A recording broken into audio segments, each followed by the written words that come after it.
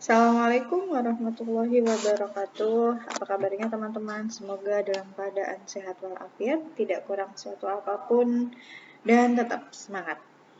Baik, hari ini kita akan mempelajari tentang demokrasi Indonesia yang kedua. Jadi nanti teman-teman seperti biasa silahkan mendownload materi yang sudah saya berikan di e-learning ya. Oke, di sini kita akan berbicara mengenai pelaksanaan demokrasi di Indonesia dan juga pendidikan demokrasi. Kita langsung menuju ke pembahasan yang pertama. Oke, pelaksanaan demokrasi di Indonesia seperti apa menurut Minto Rahayu? Ini salah satu aja ya yang saya bacakan. Demokrasi yang digunakan adalah sistem pemerintahan rakyat yang dijiwai oleh nilai Pancasila sebagai pandangan hidup. Demokrasi pada dasarnya adalah transformasi nilai falsafah Pancasila menjadi bentuk dan sistem pemerintahan. Kemudian dituntun oleh nilai Pancasila yang merupakan konsekuensi dan komitmen dari melaksanakan Pancasila dan Undang-Undang Dasar, mensyaratkan pemahaman dan penghayatan nilai Pancasila. Nah, seperti itu. Kemudian sebelum kita melihat bagaimana pelaksanaan demokrasi di Indonesia, kita lihat dulu sejarah dan perkembangan dari demokrasi. Konsep demokrasi semula lahir dari pemikiran mengenai hubungan negara dan hukum di Yunani kuno di abad keempat. Kemudian demokrasi yang dilaksanakan pada saat itu adalah direct demokrasi atau demokrasi langsung begitu. Nah, hal ini dikarenakan pada waktu itu negara masih sangat sederhana. Hanya terbentuk negara atau kota penduduknya itu kurang lebih 300 jiwa. Nah, selain itu ketentuan-ketentuan demokrasi hanyalah berlaku bagi warga negara yang resmi dan hanya sebagian kecil dari seluruh penduduk. Gagasan demokrasi lenyap setelah bangsa Romawi dikalahkan oleh suku Eropa Barat. Kemudian selanjutnya masyarakat Eropa Barat pertengahan di tahun 600 hingga 1400 Masehi. Nah, ini didirikannya oleh struktur sosial yang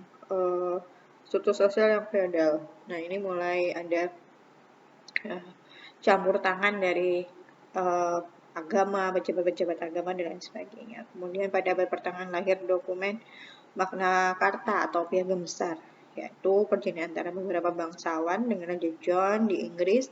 Raja mengakui dan menjamin beberapa hak dan privilege dan bahwasanya sebagai imbalan ialah menyerahkan dana bagi keperluan perang dan lain sebagainya. Karena pada saat itu peperangan juga masih sering terjadi. Ada dua prinsip dalam Magna Carta. Yang pertama, kekuasaan raja harus dibatasi, dan yang kedua, hak asasi manusia lebih penting daripada kedaulatan raja. Kemudian demokrasi mulai dihidupkan kembali pada zaman di abad ke-14, puncaknya di abad ke-15 hingga 16. Nah, tadi di abad ini ada zaman Renaissance. Nah, ini Renaissance ini adalah aliran yang menghidupkan kembali minat pada sastra dan budaya Yunani kuno. Nah, di masa ini, masa ketika orang mematahkan semua ikatan yang ada dan menggantikan dengan kebebasan bertindak yang seluas-luasnya. Nah, peristiwa lainnya yang mendorong timbulnya demokrasi adalah terjadinya reformasi dan revolusi agama yang terjadi di Eropa. Kemudian juga ada reformasi ini dimulai dari gereja Wittenberg ini di tahun 31 Oktober 1517 yang dimotori oleh Martin Luther gitu ya.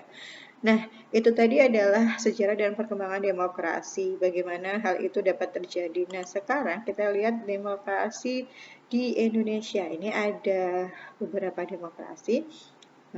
Kita bahas yang pertama adalah demokrasi secara liberal di tahun 50 hingga 59. Ini di masa ini ada anjuran untuk membentuk sebuah partai politik. Nah, kemudian KNIP adalah alat kelengkapan negara. Ini semula untuk membantu presiden, kemudian selanjutnya kita kenal dengan DPR dan MPR. Di November 1945, kabinet presidensial diganti menjadi kabinet parlementer dengan Perdana Menteri Sultan Syahrir pada saat itu. Kemudian setelah pasca agresi militer Belanda di tahun 45, negara Republik Indonesia Serikat atau RIS menetapkan sistem demokrasi liberal. Nah, ini pada masa kabinet Ali Sastro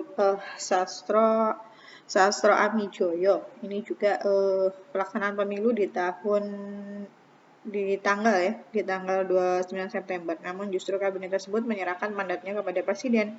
Kemudian dilanjutkan oleh kabinet Burhanuddin Harahap. Nah, pada masa ini terlaksananya pemilu 1955 yang dinilai banyak kalangan sebagai satu pelaksanaan pemilu Indonesia yang bersih. Jatuh bangunnya kabinet di era ini terus berlanjut hingga pada masa inilah terjadi kekacauan di kalangan konstituen yang tiada akhir. Maka kemudian muncullah Presiden Soekarno mengeluarkan dekret presiden pada 5 Juli 1959. Kemudian kita lihat ada demokrasi terpimpin di tahun 59 tadi hingga 65. Dengan adanya dekret 5 Juli, maka Undang-Undang 45 berlaku kembali dan berakhirlah Undang-Undang Dasar Sementara UUDS 1950. Kemudian di situ ada dekret presiden dengan ketentuan pokok menetapkan pembubaran konstituen, menetapkan Undang-Undang Dasar 45 berlaku kembali pada segenap bangsa Indonesia, pembentukan MPRS dan DPAS dalam waktu yang singkat. Kemudian sila keempat dari Pancasila telah ditafsirkan sebagai sistem demokrasi terpimpin. Kata terpimpin artinya dipimpin oleh seseorang pemimpin atau panglima besar revolusi. Praktek sistem politik demokrasi terpimpin diwujudkan dalam implementasi kedudukan lembaga-lembaga negara yang justru bertentangan dengan Undang-Undang Dasar Presiden. Kemudian sidang umum MPRS di tahun 63, Soekarno setelah Presiden Soeharto Soekarno diangkat menjadi presiden seumur hidup. Nah, ini mulainya kenapa pada saat itu presiden harus seumur hidup, begitu ya. Ini mulai tanggal ini di sidang umum MPRS. Kondisi tersebut pada akhirnya membawa pada situasi tahun 65 yang merupakan anti klimaks kekuasaan demokrasi terpimpin. Nah, ini adalah demokrasi Pancasila Orde Baru tahun 66 hingga 98. Perjalanan kurun waktu Orde Baru. Nah, di Orde Baru ini menampilkan sistem politik dengan nama demokrasi konstitusional atau demokrasi Pancasila. Jadi, kita sambung ke video berikutnya ya.